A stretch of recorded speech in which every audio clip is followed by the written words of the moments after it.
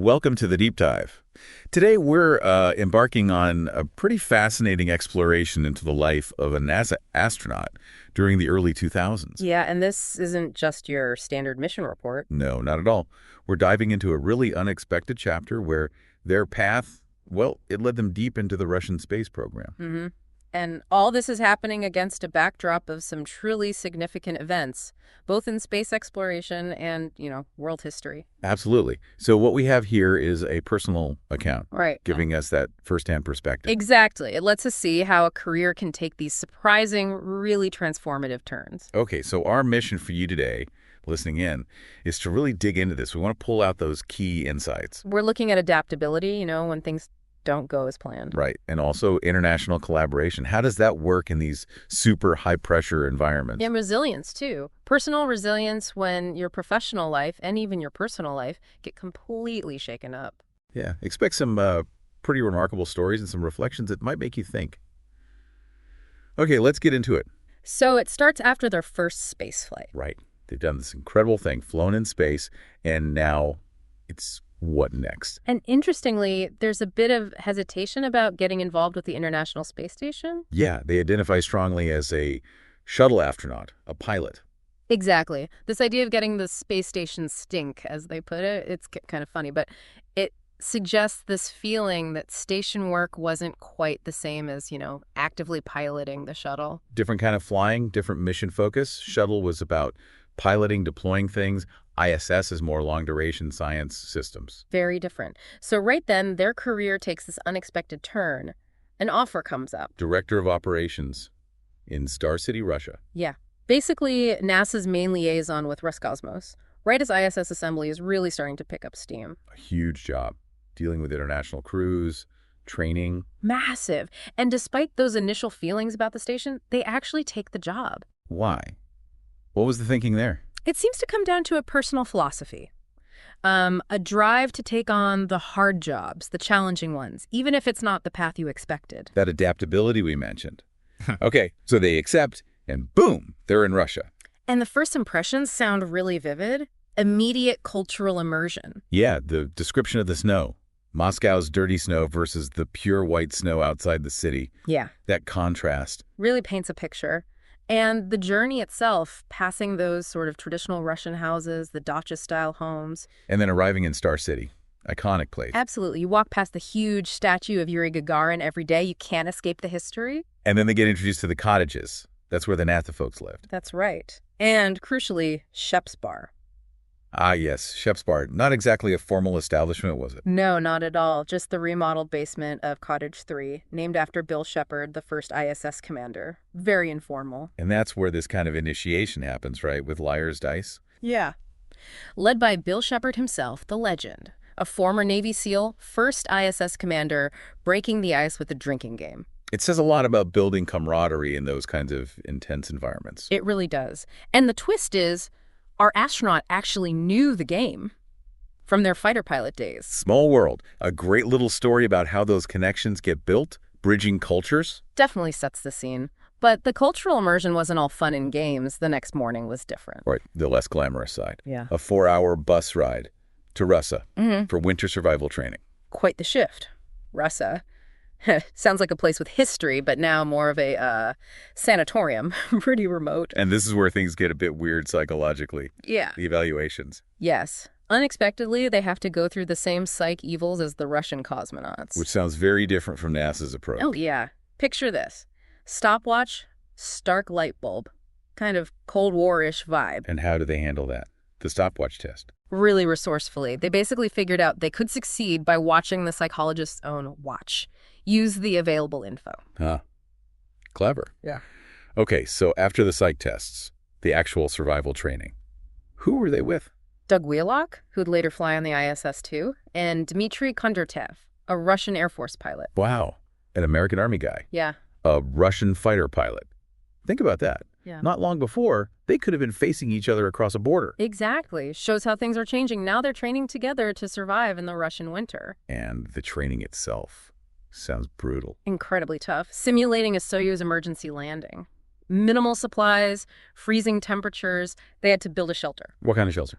Well, Dima Kondratyev apparently went a bit off script and they built a teepee, kept a fire going, constantly shifting to avoid freezing. Just sounds grueling. Totally. And then there was a navigation exercise, which led them to this amazing scene. The frozen lake. Yeah, a vast frozen lake dotted with ice fishermen just sitting out there in the cold. How did the astronaut describe it?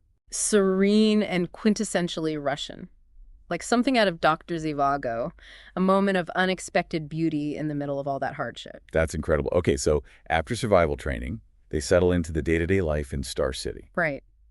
Living in a Soviet-era apartment building, establishing a routine. The walk past Gagarin statue to the Profia. Yep, the Prophylacti, which was like a quarantine facility where NASA had offices, became part of the daily rhythm. But the actual job, director of operations, that wasn't exactly routine, was it? Anything but. Yeah. This was the early phase of ISS construction. Huge challenges navigating the differences between NASA and Roscosmos. Different languages, different engineering approaches. Totally different philosophies sometimes, different ways of working. It required a lot of careful diplomacy and problem solving. But it sounds like, despite the difficulties, there was a growing respect and appreciation for the Russian side. Definitely. You see this sense of growing understanding of Russian culture, Russian history. It feels like this period was really crucial for building the foundation for that international collaboration the ISS became known for. So the station itself starts coming together. The first modules launch. Right. First, the Russian FGB, the functional cargo block Zarya, provided early power, propulsion. Then the first U.S. module, Node 1, Unity, the connecting piece. And then the Russian service module, Zvezda. Yeah.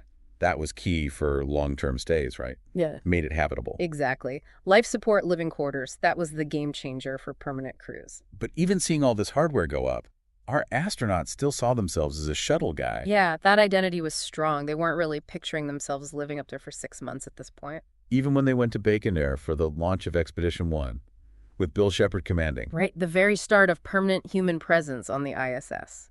A huge moment in history. But they didn't actually see the launch. Ironically, no. Apparently, a NASA manager they were escorting had enjoyed the pre-launch hospitality a bit too much the night before and wasn't feeling up to it. Oh, wow. You miss a historic Soyuz launch because someone had too much vodka. Seems like it. Just one of those human moments amidst all the high-tech stuff. Okay, so fast forward a bit. Another unexpected turn. They get asked to be a backup. Yeah, backup for Peggy Whitson's Expedition 5 mission to the ISS. And the reaction wasn't exactly enthusiastic. No, the account calls it a shitty deal, basically. The timing wasn't great, didn't fit the shuttle pilot career path they still envisioned, that resistance to the long-duration station mission again. Still thinking like a pilot, wanting those shuttle flights. But then Charlie Precourt, who was chief of the astronaut office then, makes an offer. The kind you can't refuse. Pretty much. He says, okay, do this backup gig for Peggy, and in return, you get command of the next shuttle flight and then command of an ISS expedition later on. Wow, okay. That's a big carrot. Huge. So they agree, which means diving headfirst into a massive training program. Covering everything, right? Soyuz, Russian systems, the U.S. segment, robotics, spacewalks. Language total. Everything. In Russia, in the U.S., an incredibly intense period. And this period includes more survival training, water survival this time. Yep. Down on the Black Sea. Yep. With Dima Kondratyev again and Sasha Kaleri. Sounds uncomfortable. Those Sokol pressure suits, anti-exposure gear, crammed in a Soyuz capsule bobbing in the water. Definitely a test of endurance, physical and mental. Team building under stress. And then that almost surreal moment afterwards. Yeah, toasting their success with vodka on a Russian Navy ship. Again, you just see those old Cold War lines blurring. Former adversaries working together, celebrating together. It's a powerful image of how much things had changed. But then... And the world changes. They get back to shore. And they hear the news about 9/11. Oh, my God. Being so far from home in Russia when that happens, I can't even imagine the shock. Immense. Just utter disbelief and disorientation. But the Russians were supportive. Incredibly so, according to the account. They helped get information, provided food, worked to get the astronauts back to the U.S. quickly. And seeing the flowers piled high outside the U.S. Embassy in Moscow. Yeah, a really moving detail, that sense of shared humanity cutting through everything else in that moment. Truly. Okay, so they get back, continue training, working with the prime crew for Expedition 5 now. Right. Peggy Whitson, Sergei Kreshev, and Valery Korzum. Valery sounds like quite a character. And there's a story about flying with Valerie. Yeah. In a T-38. Yeah, a pretty unique trip. They flew together to Montreal for robotic arm training. It was rare for a Russian cosmonaut to get stick time in a NASA T-38 trainer jet. Must have been cool for him. Sounds like it. But the trip had a funny moment, too. They stopped at Pax River Naval Air Station for a test pilot school reunion the astronaut was attending. Okay. And when they landed, they had this encounter with a very by-the-book customs official. Meanwhile, Valerie, a Russian Air Force colonel, is just waiting patiently. Huh. I could picture it. Yeah. How did that resolve? The Navy test pilots who knew the astronaut kind of smoothed things over. Even the commanding officer got involved, showed that camaraderie again. Valerie must have made a good impression. Apparently so. They stayed friends, and Valerie later held a significant position back at Star City. Okay, so after all this intensive backup training, the astronaut finally gets their own prime assignment, STS-118. Command of a space shuttle mission to the ISS on Columbia, scheduled for October 2003. STS Space Transportation System, the official name for the shuttle program. A huge milestone, Commander. But there was some thought given to who the pilot would be, involving their brother. Yeah, that was a fascinating discussion. The astronaut's twin brother was also an astronaut, a pilot. The idea of twin brothers commanding and piloting a shuttle. Huge public interest, obviously. But also a huge risk. A massive personal risk. As the astronaut points out, if something went wrong, their kids could lose both their dad and their uncle in one go. Wow. That really brings home the stakes for these families. It really does. So ultimately, they decided against it. Charlie Hobaugh, Scorch, got the pilot seat. And the rest of the crew? Mission specialists. Tracy Caldwell, Barbara Morgan, Lisa Nowak, Scott Parazynski, and Dave Williams. And this is where those earlier concerns about Lisa Nowak resurface. Yes. The account mentions growing worries about what seemed like increasing obsessiveness, a kind of hyper-focus that felt concerning in that context. Right. Traits that might be okay on Earth could be problematic in space. Potentially, yeah. And then everything changes. February 1st, 2003. The loss of Columbia. The account of that morning is just gut-wrenching. Standing outside expecting to see the shuttle streak across the sky during re-entry. And instead, see a flash? A bright flash. And then watching NASA TV, seeing Charlie Hobaugh, who was the Capcom, his posture, the communication checks, no response. Just silence. The dread must have been immediate. Overwhelming, driving frantically to the Space Center, calling their brother, hearing the first reports of debris. Was there any hope initially? The post-Challenger escape systems? Maybe a tiny sliver of hope at first, but it faded incredibly quickly as the scale of the debris field became clear. And then the connection to the foam strike during launch. Yeah. The realization that this thing, the foam shedding from the external tank, which engineers had looked at and concluded was absolutely no concern for entry. That was the cause. Hadn't there been warnings about the foam before? Yes. The account specifically mentions John Young, the legendary astronaut, warning about it repeatedly. That adds such a layer of tragedy. Could it have been prevented? It's heartbreaking. And the personal connection to the crew. Deep connections. Dave Brown, Laurel Clark, Floral, they called her. She loved violets. Willie McCool, Rick Husband, Kalpana Chawla, Mike Anderson, Elon Ramon. Just a highly respected, well-liked crew. Losing colleagues like that. Unimaginable. A profound blow to the whole astronaut corps and NASA, and the astronaut and their brother immediately jumped into action. Organizing a search effort. Yeah, contacting George Abbey, coordinating with the Coast Guard. One brother went up in a helicopter searching. The other started working on the recovery plan on the ground. True leadership in a crisis. And visiting the families. John Clark, Laurel's husband, and their son, Ian. After they came back from Florida, where they had waited for a landing that never came. Just incredibly painful moments, trying to offer comfort when there's really nothing you can say. Then participating in the ground search for debris. Yes, working alongside an FBI evidence response team. The account draws a parallel to the scenes in The Right Stuff, searching wreckage in the desert. But this was real and devastating. And the support from others. Huge outpouring. NASA workers, firefighters, emergency responders from all over, even Native American firefighters who came to help. A real collective effort. What was it like seeing the debris being reassembled? Eerie. Seeing Columbia, their assigned vehicle, piece back together in a hangar at KSC, the stark realization, that could have been me. Chilling. And finding intact items amidst the wreckage. Bizarrely, yes. A space shuttle printer, mostly undamaged. Science experiments, like that petri dish of worms, survived. Incredible. Nature's resilience, even in that destruction. Yeah. And the account notes the constant presence of the Salvation Army, just quietly providing support throughout the whole grim process. Then escorting Laurel Clark's remains. A solemn duty, the Air Force showing incredible respect, and then another tragedy strikes. The helicopter crashed during the search. Yes, a Forest Service helicopter went down, more lives lost, just compounding the grief. Attending the funerals. The finality of Laurel's burial at Arlington, it must have just hammered home the risks. Absolutely, a deep awareness of the danger. But interestingly, no thought of quitting, just a renewed sense of what it would mean for their own kids if something happened. So what happened professionally during the shuttle stand-down? They were assigned as chief of the Space Station Integration Branch, a shifting focus deep into ISS planning while the shuttle's future was decided. And the investigation board's findings. The CAIB concluded the shuttle program wouldn't shut down immediately, but its days were numbered. It would fly until the ISS was assembled, but the cost of recertification was too high. NASA needed to focus on new vehicles for exploration beyond Earth orbit. A major turning point for NASA.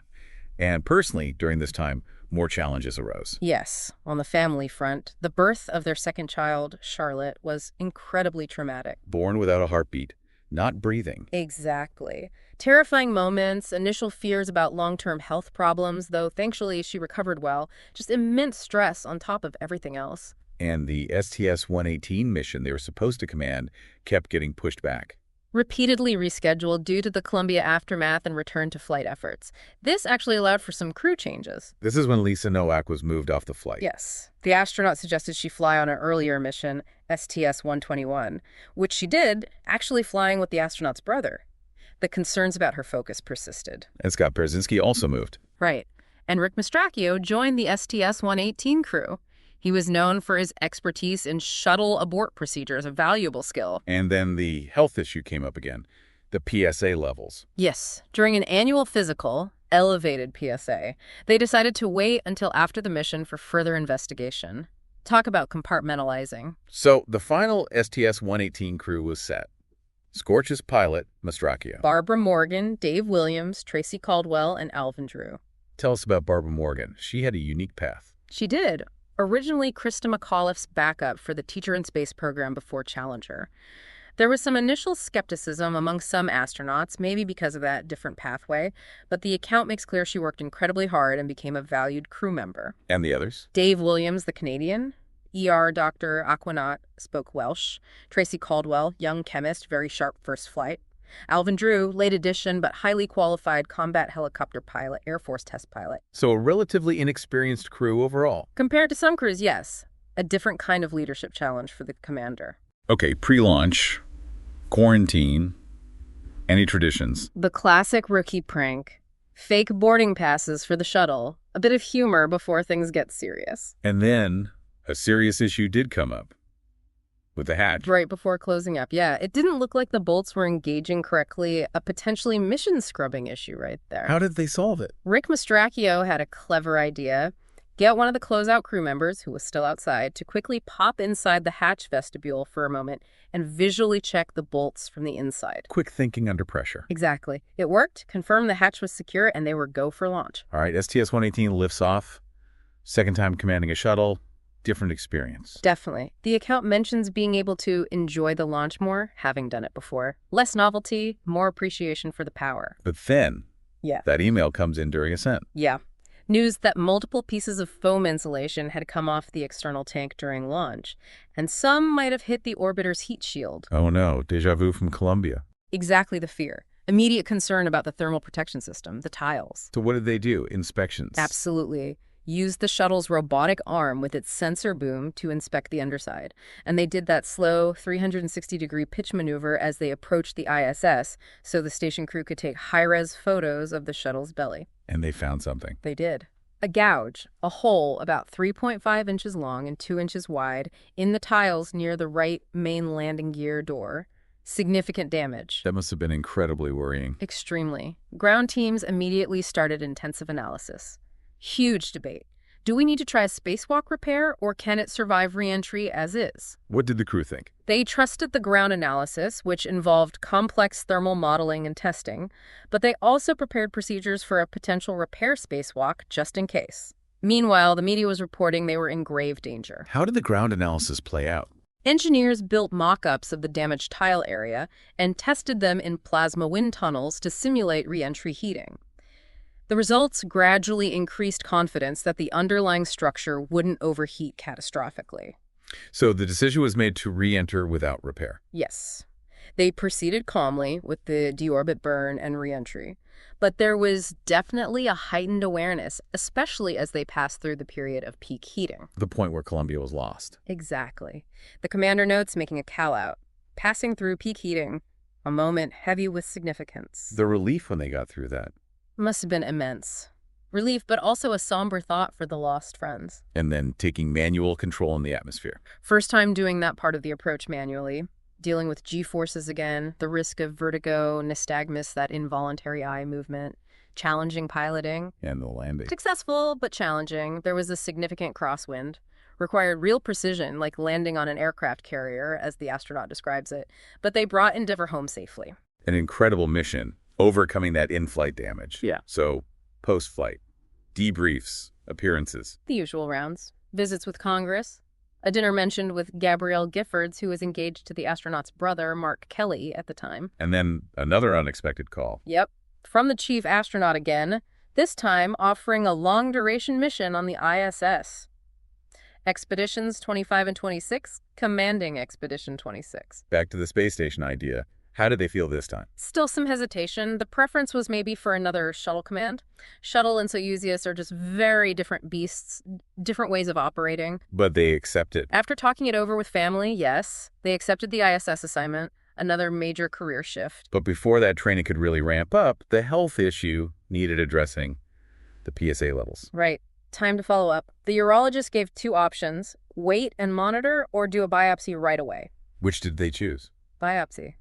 Even though it sounded uncomfortable, they wanted the information sooner rather than later. And the result? Diagnosis confirmed. Prostate cancer. And a relatively aggressive strain. That's tough news. Devastating. Absolutely. A full-body scan fortunately showed it hadn't spread. They consulted with Dave Williams, the Canadian astronaut who'd survived prostate cancer, and NASA flight surgeons. And they advised their brother Mark to get checked too. Yes, which led to Mark also being diagnosed with the same type of cancer. Incredible. What treatment did they decide on? Robotic surgery, a radical prostatectomy. Seemed like the best option to eliminate the cancer and, crucially, minimize radiation exposure, which is a big concern for astronauts due to career limits. How long was the surgery? November 2007, followed by a pretty tough recovery. There's a memorable and painful-sounding story about a flight surgeon removing the surgical drain. Ouch. But they recovered, returned to flight status. Yes. Showed incredible determination, got back to flying, eventually even resumed spacewalk training in the big pool. And they were there for Mark's surgery the next year. Yeah. Actually thought Mark's tumor after removal. Described it as a mirror image of their own. That shared experience must have been intense. So with health addressed, the focus shifts fully to the ISS mission training. Right. Training kicks into high gear. With the Russian crewmates, Sasha Kaleri and Oleg Spripochka, and the other international partners. Who else was part of that initial group? Shannon Walker from NASA, Doug Wheelock again, Fyodor Yurgikin from Roscosmos, later joined by Caddy Coleman, Paula Nispoli from ESA, and Dima Kondratayev again. A very international team for Expeditions 25-26. That means lots of travel, right? Training all over the world. Constant travel. Russia for Soyuz and Russian segment training, Japan for the Kibo module, Germany for the Columbus module, Canada for the robotic arm, U.S. for overall integration, and U.S. segment systems. What were the reflections on the different cultures during training? Interesting insights. The Russians may be initially reserved or perceived as cold, but once you broke through, the friendships were deep and loyal. The Germans, very precise, very thorough. And the Japanese? Polite, respectful, incredibly efficient, but maybe a bit more challenging to build those deeper informal connections compared to the Russians. Just different cultural styles. And there's a funny story from the Japan training. The dessert truck. Ah, yes. The Marchin' and Happy For You truck in Tsukuba. It had this completely nonsensical English slogan printed on it, became a running joke among the crew, a shared funny memory from that intense training time. Little things like that build team cohesion, don't they? Absolutely, especially when you're spending so much time together far from home, under pressure. And speaking of home, during all this intense professional activity, major things are happening in their personal life, too. Yes. The account reflects on the marriage, which had been unhappy for a while. Previous attempts to discuss separation hadn't really gone anywhere. There was a reluctance to rock the boat, professionally. Seems like it. That astronaut instinct to avoid anything that might jeopardize a flight assignment. Even trying counseling didn't seem to help much. There's an awkward story about running into another astronaut couple at the therapist's office. So the marriage just sort of existed. Became more of a semi-friendly arrangement focused on the kids. But during a difficult training trip to Japan, the realization hit hard. They didn't want to go back home to that situation. A moment of clarity. It sounds like it. Combined with visiting their ailing grandmother, thinking about time, future, how they wanted to live, the decision crystallized. They needed to ask for a divorce. That couldn't have been easy, telling the kids. Extremely difficult. There's a really poignant moment described when telling their daughters, and young Charlotte asks about a rubber band stretching and breaking, just heartbreakingly insightful from a child. Wow. But making the decision brought some peace. Yes, a sense of relief, despite anticipating a negative reaction. Ultimately, the ex-wife moved away with the children, but the divorce didn't derail the astronaut's career as they might have feared. And relations improved over time. Surprisingly so. The account mentions the ex-wife being welcoming to the astronaut's new partner, and even a recent positive co-parenting interaction. A reflection on the marriage acknowledging the difficulties, but gratitude for the children it produced. So wrapping this all up, Yeah. what a journey we followed. Truly remarkable. From that initial identity as a shuttle pilot, through the unexpected deep dive into the Russian program, navigating cultural differences, facing Dealing with serious health scares, personal life upheaval, and ultimately reaching the command of the International Space Station. It's an incredible arc of adaptability. Absolutely. We've seen the challenges and rewards of international cooperation right up close during a really pivotal time for space exploration, marked by both incredible successes and devastating losses. And underlying it all is this thread of personal resilience, the ability to keep going, to adapt, to lead through professional and personal storms. For me, that story of the liar's dice game with Bill Shepard early on kind of captures something. That mix of high stakes and unexpected human connection. Yeah, or maybe that Marching and Happy for You truck. The absurdity and shared humor found even in the most demanding circumstances. I also keep thinking about that contrast during winter survival, the brutal cold and hardship, and then that serene, painterly image of the ice fisherman on the frozen lake. The range of experiences is just immense. It really leaves you thinking, doesn't it? How do people navigate such massive, unexpected shifts in their careers, especially when personal crises and huge world events are happening all around them? Yeah, and what does it really take to build those bridges, that common ground, in these incredibly complex, high-stakes, multicultural settings like the ISS program? And maybe, ultimately, what's the role of that inner resilience? Not just in achieving amazing things, but in simply weathering the storms, the losses that life throws at you, whether you're an astronaut or not. It definitely encourages you to think about your own experiences with change, with working across differences, with finding that strength when things get tough. Maybe it sparks an interest to learn more about the ISS history or the stories of the Columbia crew and their families. Lots to explore further.